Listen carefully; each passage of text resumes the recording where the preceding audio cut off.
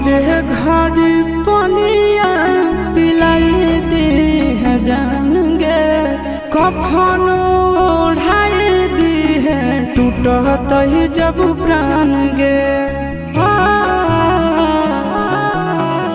मरे घड़ी पनिया पिलाई दी है जान गे, कफन ओढ़ाई दी है टूटत ही जब प्राण गे।